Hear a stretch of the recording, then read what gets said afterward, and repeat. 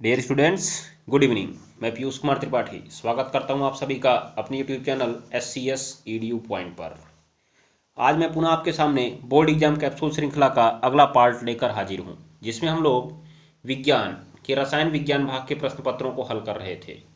आज मैं आपको भौतिक विज्ञान भाग को हल करवाने वाला था, लेकिन मैंने सोचा कि रसायन विज्ञान भाग का एक आपका लास्ट टॉपिक बचा हुआ है, वो है रासायनिक अभिक्रियाएं, जिनमें से कम आपसे 2 से 4 रासायनिक अभिक्रियाएं बोर्ड परीक्षा में पूछी जा सकती हैं। इसीलिए ये रासायनिक अभिक्रिया का सेक्शन आपके लिए वेरी वेरी इंपॉर्टेंट है, और मैं आज आपको शेयर करूंगा कि आप केवल कुछ रासायनिक अभिक्रियाओं की मदद से इन सारी रासायनिक अभिक्रियाओं को कैसे तैयार कर सकते हैं। ठीक है ना, ये बात को आप ध्यान में रखिएगा। तो चलिए बिना देर किए हुए हम लोग इस क्लास को शुरू करते हैं। आज की क्लास में आपको कुछ रासायनिक अभिक्रियाओं को जानने को मिलेगा जो कि कार्बनिक रसायन से संबंधित हैं, और मैं आपको उनको एक सामान्य तरीके से बताऊंगा, जिससे आप उन्हें अच्छे तरीके से याद कर पाएंगे और परीक्षा में अच्छी तरीके से लिख भी पाएंगे। तो क्लास शुरू करते हैं। क्लास शुरू करने से पहले मैं आपको बताना चाहूँगा, ये क्लास आपके लिए बहुत इंटरेस्टिंग होने वाली है। इसे छोड़कर आप कहीं मत जाइएगा, इसके साथ बैठे रहिएगा।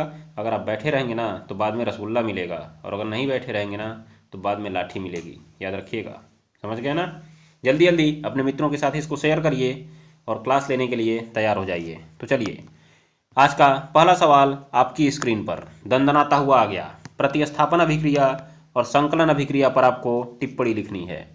तो यहाँ पे जैसा कि आपको दिख रहा है, प्रतिस्थापन अभिक्रिया, इसको आपने पहले चैप्टर में भी पढ़ रखा हुआ है, लेकिन वहाँ पे आपने प्रतिस्थापन अभिक्रिया अलग तरीके से पढ़ी थी, और जो हमने कार्बनिक रसायन में प्रतिस्थापन अभिक्रिया पढ़ी है वो अलग तरीके से पढ़ी है। ठीक है ना, ये बात को ध्यान में रखिएगा। इस संकलन अभिक्रिया का एक और नाम है योग अभिक्रिया। तो हम लोग आज इनको कार्बनिक रसायन के आधार पर पढ़ने का प्रयास करेंगे। किसके आधार पर? कार्बनिक रसायन के आधार पर पढ़ने का प्रयास करेंगे। ठीक है ना, ये बात को आप लोग ध्यान में रख लीजिएगा। तो लाइए शुरू किया जाए। सबसे पहला प्रतिस्थापन अभिक्रिया। प्रतिस्थापन अभिक्रिया, तो शुरू हो जाइए और देखते जाइए क्या क्या है यहाँ पर। सबसे पहली चीज आपके सामने दिख रही है प्रतिस्थापन अभिक्रिया। परिभाषा बताइए जरा, तो परिभाषा बोलिए फटाक से कमेंट बॉक्स में, जल्दी बोलिए, मैं देख रहा हूँ क्या बोल रहे हैं आप लोग। प्रतिस्थापन अभिक्रिया क्या है? तो लिखिए, वह अभिक्रिया जिसमें किसी पदार्थ का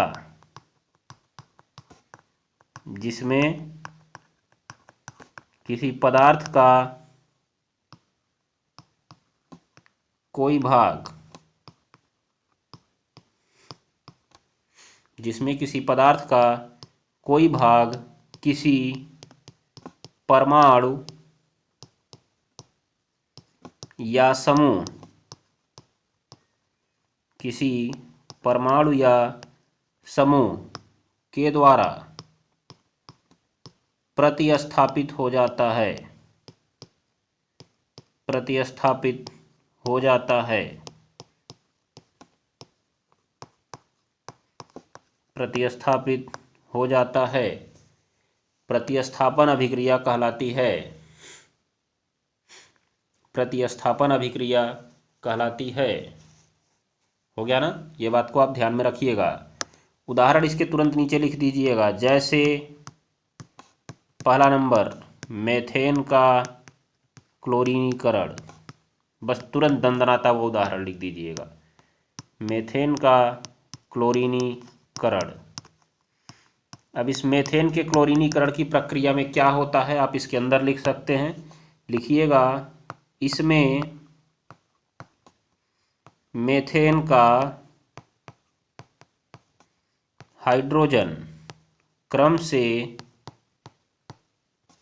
Cl के द्वारा प्रतिस्थापित हो जाता है, प्रतिस्थापित हो जाता है,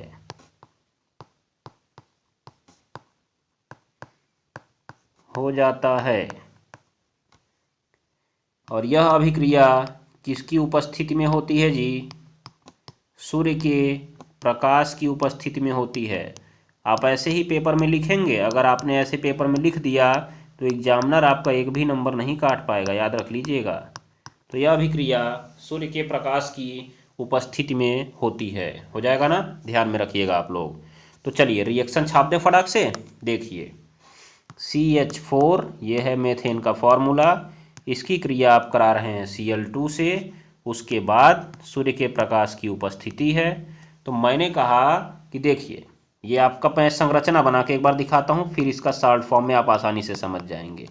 ये जो CH4 है कुछ इस तरह से होती है इसकी संरचना। जैसे ही आप इसकी Cl2 से क्रिया कराते हैं तो Cl में ऐसे बना होता है। तो एक Cl कार्बन से कहता है मैं आ रहा हूँ तेरे पास, तो कार्बन कहता है मैं हाइड्रोजन को भगा रहा हूँ उसके पास। याद रखिएगा, क्योंकि यहाँ पे सिंगल बॉन्ड बना हुआ है ना, तो एक जाएगा तो एक आएगा। याद रखिएगा, इसी को बोलते हैं प्रतिस्थापन। तो देखिए CH, यहाँ पे H और नीचे वाला H रह गया, और एक जगह कौन आ गया Cl, बाकी H को इसको लेके भाग गया Cl को। तो जरा इसको शॉर्ट फॉर्म में आप लिखिए, क्या लिखेंगे यहाँ पे CH3Cl और प्लस आपका निकल गया HCl। हो गया ना। तो मैंने कहा बारी बारी से सारे हाइड्रोजन विस्थापित हो जाएंगे। अभी देखिए यहाँ पे आपका एक ही हाइड्रोजन विस्थापित हुआ था, ये आपका एक ही हाइड्रोजन विस्थापित हुआ, अब ये वाला विस्थापित होगा, फिर ये विस्थापित होगा, फिर ये विस्थापित होगा, एक एक करके 4 बार में चारों हाइड्रोजन 4 क्लोरीन के द्वारा विस्थापित हो जाएंगे। तो देखिए जरा दूसरे पद का रिएक्शन लिखना शुरू करते हैं हम लोग।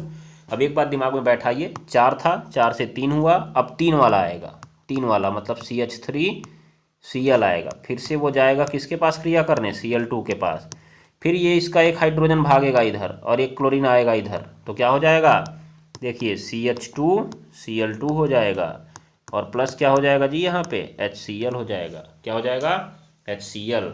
फिर देखिए अब जो आपका CH2Cl2 बचा, CH2Cl2 आएगा, फिर एक हाइड्रोजन निकलेगा, फिर एक हाइड्रोजन निकलेगा और एक क्लोरीन फिर से आएगा। तो अब देखिए एक और निकल गया, तो आपका बचा CH और यहाँ पे एक क्लोरीन और आ गया Cl3। बस कहानी देखते जाइए, एक Cl निकला, एक Cl जुड़ा, एक H निकला, एक Cl जुड़ा, एक H निकला, जो यहाँ पे बनेगा वही यहाँ पे आएगा, फिर जो यहाँ पे बनेगा वही यहाँ पे आएगा। ठीक है ना, ध्यान में रखिएगा आप लोग इस बात को। उसके बाद देखिए फिर से प्लस HCl निकल गया, इसका एक नाम जान लीजिए आप, क्लोरोफॉर्म। क्लोरोफॉर्म जिसको सूंघाकर आदमी को बेहोश किया जाता है। उसके बाद देख लीजिए लास्ट पॉइंट CHCl3 बचा था ना, फिर से ये जाएगा Cl2 के पास, अब बेचारा जो एक हाइड्रोजन बचा था वो भाग जाएगा, फिर उसकी जगह भी क्लोरीन आ जाएगा, जिससे बन जाएगा CCl4 और प्लस क्या HCl। इसको बोलते हैं कार्बन टेट्रा क्लोराइड। टेट्रा क्यों बोले गए, क्योंकि 4 क्लोरीन है, तो 4 के लिए टेट्रा शब्द लगता है, और आगे हो गया क्लोराइड, कार्बन टेट्रा क्लोराइड।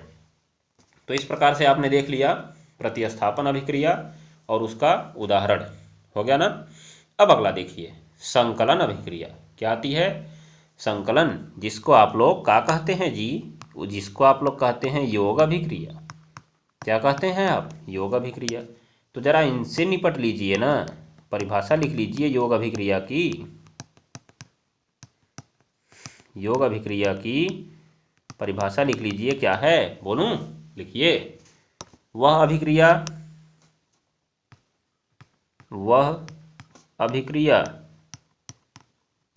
जिसमें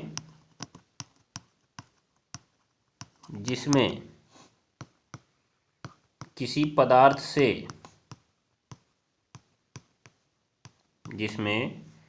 पदार्थ में लिख दीजिए, किसी पदार्थ में छोटे अणु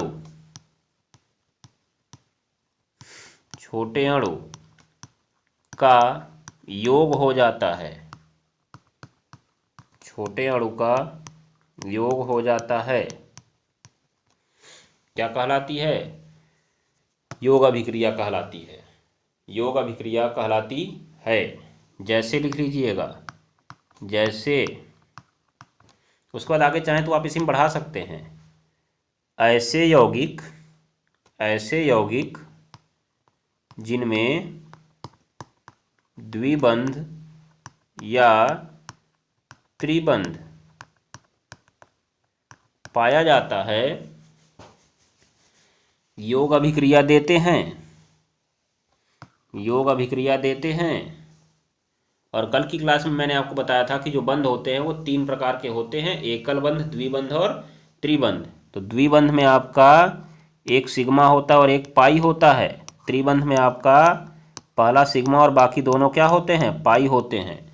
तो जब भी आप योग अभिक्रिया कराते हैं तो ये जो पाई है वो टूट जाता है और 2 सिग्मा ऐसे ऐसे ऊपर बन जाते हैं, जैसा मैं अभी आपको रिएक्शन में दिखा रहा हूँ। ठीक है ना, ये बात को ध्यान में रख लीजिएगा। तो आप इस पॉइंट को अपनी कॉपी में नोट कर सकते हैं। योग की प्रक्रिया में एक पाई टूटता है, 2 सिग्मा बनते हैं। योग की प्रक्रिया में एक पाई टूटता है, 2 सिग्मा बनते हैं। ठीक है ना, ये बात को जरूर ध्यान में रख लीजिएगा। चलिए तो आगे बढ़ें क्या, हम लोग आगे बढ़ते हैं। देखिए मैं आपको दिखा रहा हूँ इसका जैसे जैसे लिखिएगा, जैसे एथिलीन पर जल का योग, इंपॉर्टेंट रिएक्शन आपके लिए। एथिलीन पर जल का योग, एथिलीन पर जल का योग रिएक्शन देखिए। एथिलीन का जरा सूत्र बताइए तो C2H4, लेकिन जब रिएक्शन लिखिएगा तो थोड़ा बंध बनाकर दिखाइएगा। CH2 डबल बॉन्ड CH2 और प्लस इस पर जल का योग कराने वाले हैं। तो जल का आप लोग सूत्र जानते हैं H2O, लेकिन जब आप H2O के आयन निकालते हैं तो एक आता है H प्लस और एक आता है OH माइनस। तो आज से आप जान लीजिए कि यहाँ के रिएक्शन में आप जल को हमेशा HOH दिखाएंगे। क्या दिखाएंगे, HOH। अब रिएक्शन देखिए, मैंने कहा योग है तो योग की अभिक्रिया में ये जो पाई दिख रहा है ये टूट जाएगा और 2 सिग्मा ऊपर बन जाएंगे। तो कैसे, देखिए CH2 जो 2 बंध था, एक टूट गया, एक ही दिखेगा। तो मैंने कहा 2 सिग्मा ऐसे ऊपर खड़े हो जाएंगे, एक पे OH जुड़ेगा और एक पे H जुड़ेगा। तो इस पे H आपका जुड़ गया और इस पे क्या जुड़ गया, OH। तो देखिए क्या बन गया, ये CH3 CH2 और यहाँ पे क्या बन गया, OH। इसका नाम क्या है, एथिल एल्कोहल। तो आपने जब एथिलीन पर जल का योग कराया तो आपने कौन सा यौगिक पाया, आपने पाया एथिल एल्कोहल। एथिल एल्कोहल नामक एक यौगिक प्राप्त किया। तो ये आपका योग अभिक्रिया का उदाहरण हो गया। तो योग में हमेशा याद रखिए कि ये जो आपको पाई बंध दिख रहा होगा, पाई बंध, ये वाला हिस्सा जो पाई बंध वाला दिखेगा वो टूट जाएगा और यहाँ पे केवल सिंगल बचेगा। जैसे ही पाई टूटेगा 2 डंडे ऊपर ऐसे निकल जाएंगे और एक पर JH जुड़ गया, एक पर OH। बाकी यहाँ पे आप जो जोड़ना चाहें वो जोड़ सकते हैं। मान लीजिए आप यहाँ पे Cl2 लाना चाहते हैं, Cl2, तो Cl2 में कितने Cl हैं, 2 Cl। तो यहाँ भी Cl आपका जुड़ जाएगा, यहाँ भी Cl जुड़ जाएगा। अगर मैं कहता हूँ कि आप HCl जोड़ दीजिए तो एक जगह H जुड़ जाएगा, एक जगह क्या जुड़ जाएगा, Cl जुड़ जाएगा। ऐसे ही आप जोड़ सकते हैं। मैंने कहा आप H2 जोड़ दीजिए तो 2 H हैं, मतलब इस पर भी H जुड़ जाएगा, इस पर भी H जुड़ जाएगा, दोनों पे H जुड़ जाएगा। तो आप चाहे जो चाहिए वो जोड़ लीजिए। हाइड्रोजन जोड़ने की प्रक्रिया को क्या नाम देते हैं, जरा आप कमेंट बॉक्स में बता दीजिएगा। हाइड्रोजन जब जुड़ता है तो उस प्रक्रिया को क्या नाम दिया जाता है, अब जरा उसका नाम बताइएगा मुझे। मैं चलता हूँ आगे। अब चलिए अब हम लोग चलते हैं अगले सवाल पर। यहाँ से आपका रिएक्शन शुरू होता है। देखिए एथेनॉल की क्षारीय पोटेशियम परमैंगनेट से क्रिया होती है। एथेनॉल की क्षारीय पोटेशियम परमैंगनेट से क्रिया होती है। रिएक्शन लिखना है आपको। तो एथेनॉल का सूत्र क्या है, C2H5OH, C2H5OH। इसकी क्षारीय पोटेशियम परमैंगनेट से क्रिया होती है, क्षारीय पोटेशियम परमैंगनेट से क्रिया होती है। तो आपने पढ़ रखा है इसको, चूंकि ये है एक एल्कोहल। क्या है, एल्कोहल। और ये क्षारीय की MnO4 चाहे अम्लीय की MnO4 है, एक ऑक्सीकारक, मतलब ये यहाँ पे इसका ऑक्सीकरण कर देगा। क्या कर देगा, ऑक्सीकरण कर देगा। तो जैसे ही आप यहाँ पे इसको गर्म करते हैं, देखिए रिएक्शन इसका 2 प्रकार से होगा। एक तो आपको गर्म करना है, एक आपको ठंडे में करना है, उच्च ताप पर करना है। ठीक है, तो क्या होगा, जैसे ही आप इसको गर्म करते हैं तुरंत ही यहाँ पे कितने कार्बन वाला यौगिक है, देखिए आप लोग 2 कार्बन वाला है ना, तो उधर भी एक 2 कार्बन वाला यौगिक बन जाएगा। लेकिन वो जो 2 कार्बन वाला यौगिक बनेगा, एल्कोहल के ऑक्सीकरण से क्या बनेगा, पहले एल्डिहाइड बनता है, फिर कार्बोक्सिलिक अम्ल बनता है। तो आपने गर्म किया है ना, तो कार्बोक्सिलिक अम्ल बन जाएगा। क्या बन जाएगा? कार्बोक्सिलिक अम्ल बन जाएगा। तो यहाँ पे 2 कार्बन वाला कार्बोक्सिलिक अम्ल का सूत्र क्या जानते हैं आप लोग? CH3COOH। देखिए कितना आसानी से रिएक्शन आपका तैयार हो गया। मैंने आपसे कहा था ना, 1 कार्बन वाले से 1 कार्बन वाला बनेगा, 2 कार्बन वाले से 2 कार्बन वाला बनेगा। जैसे आप इस सारणी को रट लीजिए। देखिए आपका यौगिक कैसे बनता है। पहले रहता है आपका एल्केन, एल्केन के ऑक्सीकरण से आपका बनता है एल्कोहल, एल्कोहल बनता है। और एल्कोहल के ऑक्सीकरण से आपका एल्डिहाइड बनता है, एल्डिहाइड बनता है। और एल्डिहाइड के ऑक्सीकरण से आपका कार्बोक्सिलिक अम्ल बनता है। क्या बनता है जी? कार्बोक्सिलिक अम्ल बनता है। ठीक है, देख लीजिए, थोड़ा सा नाम गलत है, समझ लीजिएगा आप लोग। ठीक, तो देखिए मैं आपको दिखाता हूँ। आप यहाँ जितने कार्बन वाला लेंगे, जैसे आपने 1 कार्बन वाला लिया, तो 1 कार्बन वाला अल्कोहल याद रखिए CH3OH। तो 1 कार्बन वाला एल्डिहाइड भी याद रखिए HCHO।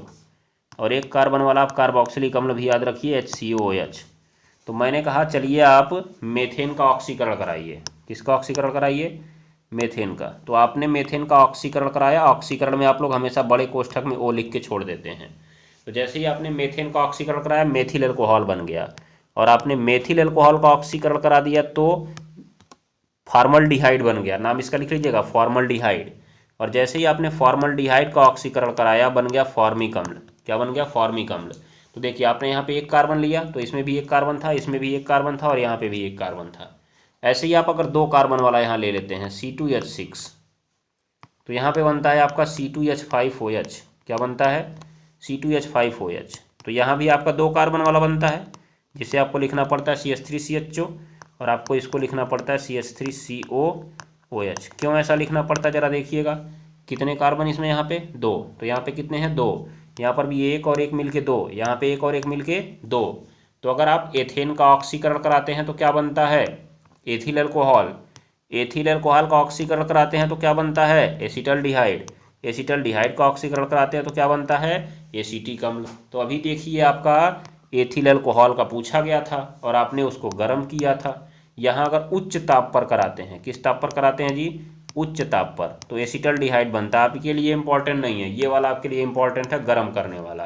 तो गर्म किया गया यहाँ पे, तो गर्म किया गया। देखिए ये आपका एथिल अल्कोहल किस में बदल जाएगा? एसीटिक अम्ल में। यहाँ से मिलान करिए, गर्म करने पर आपका जो एथिल अल्कोहल है यहाँ पे, वो किस में बदल रहा है? एसीटिक अम्ल में। अगर उच्च ताप करके करते, मतलब बहुत ज़्यादा गर्म पहले से करते तब कराते इसको, तब ये एसिटल्डिहाइड बनता। लेकिन ऐसा हुआ नहीं, केवल गर्म किया गया है। तो आप याद कर लीजिएगा इस क्रिया का पैटर्न, कि जब भी आपको यहाँ पे क्षारीय के MnO4 देगा तो तीर के ऊपर लिख दीजिएगा, यहाँ पे ऑक्सीजन लिखिए, और अल्कोहल को आप किस में बदल देंगे? एसीटिक अम्ल में बदल देंगे। हो जाएगा ना? इंपॉर्टेंट रिएक्शन है आपका, नोट कर लीजिए इस रिएक्शन को। हम लोग आगे बढ़ते हैं। अब देखिए अब आगे क्या होने वाला है। यहाँ देखिए अगला सवाल देखिए आप लोग। ये तो मैं आपको बता चुका हूँ, तो ये यहाँ पे थोड़ी बताने वाला हूँ मैं। सूर्य के प्रकाश में मेथीन के क्रिया क्लोरीन गैस से किया जाता है। मीथेन, मीथेन मतलब CH4। इसकी क्रिया किससे करा रहे हैं? क्लोरीन गैस से। किसकी उपस्थिति में? सूर्य का प्रकाश। जो एच न्यू लिखा मैंने, इसको बोला एच और इसको बोला न्यू। न्यू ध्यान दीजिएगा, एच न्यू, एच न्यू होता है, न्यू। प्रकाश की आवृत्ति होती है ये, न्यू मतलब आवृत्ति। तो एच न्यू ये प्रकाश है, और इसके साथ जब इसकी क्रिया हुई तो आपको मालूम ही है क्या हुआ है, 4 पद में हुई है क्रिया। सभी H सभी Cl के द्वारा प्रतिस्थापित हो गए हैं। तो देखिए कितना आसान रिएक्शन था आपका। तो रिएक्शन का डर खत्म करिए और समझिए उसको। चलिए अगले सवाल पे चलते हैं। ये तो आपको मालूम ही होगा, कल ही मैंने बताया था आपको। मेथेन का दहन कराते हैं, करा दीजिए जी। मेथेन का दहन किसकी उपस्थिति में होता है? हमेशा दहन हमेशा किसकी उपस्थिति में होता है? वायु की उपस्थिति में होता है। गरम मत लिखिएगा, क्या लिखेंगे आप यहाँ पे? दहन। मेथेन है तो एक हाइड्रोकार्बन है जी। हाइड्रोकार्बन मतलब हाइड्रोजन और कार्बन। तो ये एक हाइड्रोकार्बन है, और किसी भी हाइड्रोकार्बन को आप जलाएंगे तो बस आपको मिलेगा CO2 और H2O। CO2 और H2O मिल जाएगा आपको, ध्यान में रख लीजिएगा आप लोग। चलिए ये आपका रिएक्शन हो गया। अगले बार अब चलिए देखिए अगला सवाल। आपकी स्क्रीन पर दंदनाता हुआ दागा गया। अब यहाँ देखिए, ये आपके लिए पैटर्न पर आधारित है और कितना आसान पैटर्न है, अगर आप ध्यान देंगे तो बहुत आसानी से आप इसे समझ जाएंगे। देखिए ज़रा, लिखा है एथेनोइक अम्ल की क्रिया सोडियम हाइड्रोक्साइड से कराते हैं। दैट्स एथेनोइक अम्ल। फॉर्मूला, एथेनोइक अम्ल का फॉर्मूला बताइए।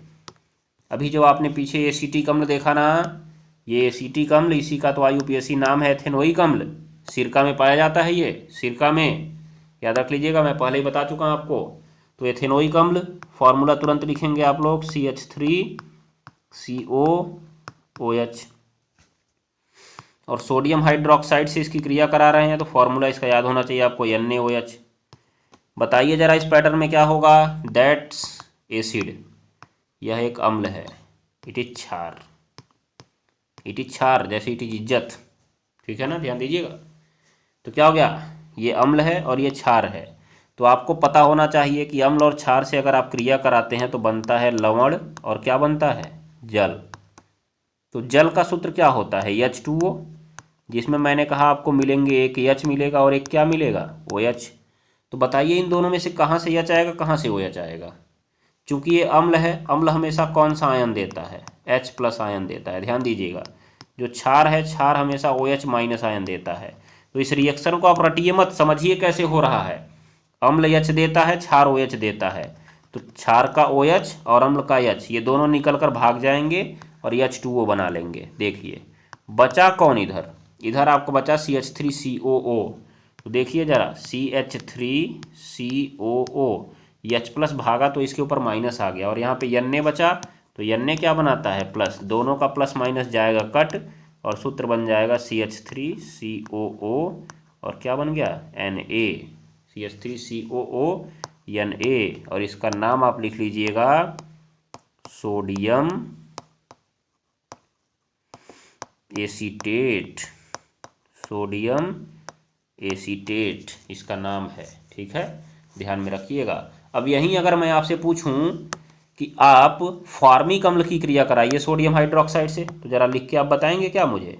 फॉर्मिक अम्ल की क्रिया कराएंगे आप सोडियम हाइड्रोक्साइड से, आप लिखिए और इसे मुझे कमेंट बॉक्स में बताइए कि क्या बनने वाला है इसमें, इस रिएक्शन में।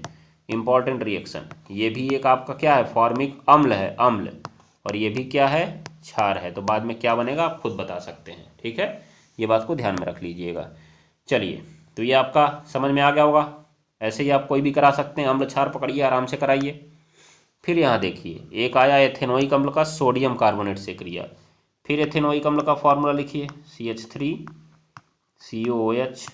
इस बार आपको कराना अभिक्रिया इसकी सोडियम कार्बोनेट से, किससे, सोडियम कार्बोनेट, Na2CO3, Na2CO3 के साथ क्रिया करा रहे हैं। तो फिर देखिए यहाँ का पैटर्न समझिए, ये है एक अम्ल, क्या है, अम्ल है। अम्ल जो है H+ आयन दे देता है। यहाँ पे है आपका कार्बोनेट, क्या है, कार्बोनेट। तो एक बात खोपड़ी में घुसाइए अपने, कार्बोनेट की क्रिया आप कहीं भी लिखते हैं, कार्बोनेट की क्रिया आप कहीं भी लिख लीजिए, चाहे कार्बोनेट हो आपका, चाहे बाइकार्बोनेट हो, चाहे कार्बोनेट हो, चाहे बाइकार्बोनेट हो, ध्यान दीजिएगा आप लोग, बाइकार्बोनेट हो, दोनों अभिक्रिया में CO2 और प्लस H2O जरूर बनाते हैं, CO2 और प्लस H2O। तो जैसे ही आपका ये Na2CO3 दिखे, चाहे NaHCO3 यहाँ पे क्यों ना दिख जाए, NaHCO3 ही क्यों ना दिख जाए, आप तुरंत तीर के बाद दो लोगों को तो जरूर लिख दीजिए, इन दो लोग को जरूर लिख दीजिए, CO2 प्लस H2O। अब अगला क्या होगा, अगला क्या होगा, तेरा क्या होगा कालिया। देखिए, जब CO2 H2O भाग गए तो इसका बचता है CH3COO, और यहाँ का बचता है Na। तो ये दोनों आपस में जुड़ जाते हैं पिछले वाले की तरह, और बन जाता है CH3COO Na। देखिए कितना आसान रिएक्शन, आपने अगर रटा तो फंसे, याद रखिए CO2 और H2O फिक्स है बनेगा, आपका बन जाएगा CH3COO Na प्लस में, ठीक है, ये आपका रिएक्शन खत्म हो गया। ध्यान दीजिएगा कितना आसान रिएक्शन। यहाँ पर आप कोई भी अम्ल कर दीजिए, आप HNO3 कर दीजिए, आप H2SO4 कर दीजिए, बनेगा यही चीज़, ये आपका अब लवण बन जाएगा, लवण, और बाकी आपका CO2 बन जाएगा और H2O बन जाएगा। तो मैं एक रिएक्शन पुनः आपको देता हूँ, आप उसे करके दिखाएंगे। देखिए मैंने दिया आपको H2SO4 और इसमें मिला दिया धावन सोडा, सोडियम कार्बोनेट। आप बताएंगे तीर के बाद इसमें कौन कौन सी चीज़ें बनेंगी, कौन कौन सी चीज़ें बनेंगी। ये आपका अम्ल है और ये आपका कार्बोनेट है। तो अम्ल की कार्बोनेट से क्रिया मैंने बता दिया कैसे हो रही है कि तीर के बाद क्या फिक्स बनेगा और क्या चीज़ आपको बनाना है अलग से। चलिए अगले सवाल को देखिए। अगला सवाल लिखा हुआ है, ऊपर वाला पैटर्न यही है। एथेनॉल क्षारीय पोटेशियम परमैंगनेट के साथ ऑक्सीकृत होता है, तो इसमें ऑक्सीकृत भी लिख दिया, वही पीछे वाला रिएक्शन, पीछे वाला रिएक्शन तो है। देखिए जाके वहाँ पे आप लोग, यहाँ देखिए फिर वही पीछे वाला रिएक्शन आ गया। सोडियम हाइड्रोजन कार्बोनेट एथेनोइक अम्ल से क्रिया करता है। एथेनोइक अम्ल CH3COOH किससे क्रिया करा रहे हैं, सोडियम हाइड्रोजन कार्बोनेट। इसी का तो नाम आप लोग बोलते हैं सोडियम बाई कार्बोनेट, ध्यान दीजिएगा, इसी का नाम है सोडियम बाई कार्बोनेट, ध्यान दीजिएगा। वो है सोडियम हाइड्रोजन कार्बोनेट और ये है सोडियम बाई कार्बोनेट, ठीक है, ध्यान में रखिए। वही कहानी पीछे वाले से 1% नहीं हुई जुबानी, ध्यान दीजिएगा। देखिए जरा यहाँ पे दिमाग लगाइए, NaHCO3 चाहे Na2CO3 मैंने कहा था चाहे जो रहे, यहाँ पे उत्तर वही आने वाला है। तो बस वही चीज़ कहानी, ये भी तो कार्बोनेट ही है, भले ही बाई कार्बोनेट है, तो तीर के बाद फिक्स है कि क्या बना लेगा, CO2 प्लस H2O। और चूंकि ये अम्ल था तो अम्ल अपने हाइड्रोजन को निकाल देगा।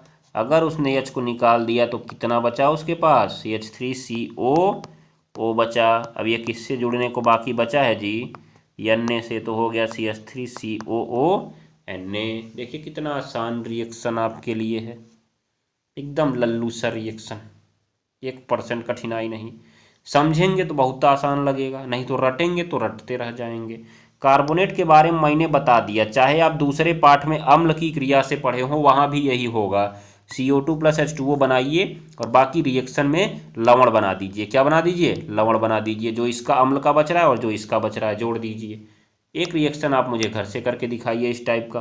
देखिए HNO3 प्लस NaHCO3, खाने वाला सोडा, खाने वाला सोडा इसी को तो बोलते हैं। इससे क्रिया कराइए और बताइए क्या बनेगा इस रिएक्शन में। धड़ाधड़ आप बताइएगा कमेंट बॉक्स में, मैं आशा करता हूँ कि आप बता देंगे, अच्छे बच्चे तो आप हैं ही। फिर देखिए यहाँ वही रिएक्शन है, पीछे वाला रिपीटेड क्वेश्चन। एथेनॉइक अम्ल सोडियम बाइकार्बोनेट, ये सोडियम कार्बोनेट से क्रिया कर रहा है, यही तो रिएक्शन है पीछे वाला, यही तो है। एथेनॉइक अम्ल सोडियम कार्बोनेट से क्रिया करता है, तो हो गया। देखिए रिएक्शन हम लोगों ने 1-2 पढ़े, लेकिन बाकियों को पैटर्न से हमने कितना अच्छे तरीके से याद कर लिया। देखिए कितना शानदार होता है चीज़ों को पढ़ना, लेकिन अगर आप मन से पढ़िए तो। जन ले कि नहीं जन ले, मन से पढ़ ले बच्चा, मन से, नहीं तो जानत बाटे ना गोबरा उठावे के नहीं मिली। अब ध्यान दिए, ठीक है ना।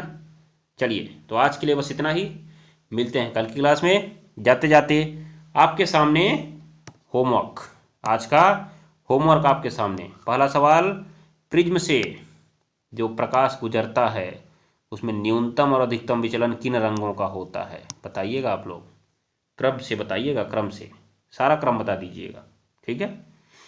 एक व्यक्ति के द्विफोकस दूरी, 2 फोकस दूरी वाला लेंस लगा हुआ है, उसके ऊपरी भाग में अवतल है, निचले भाग में उत्तल है, बताइए कौन कौन से दोष हैं उसके नेत्र में, ठीक है।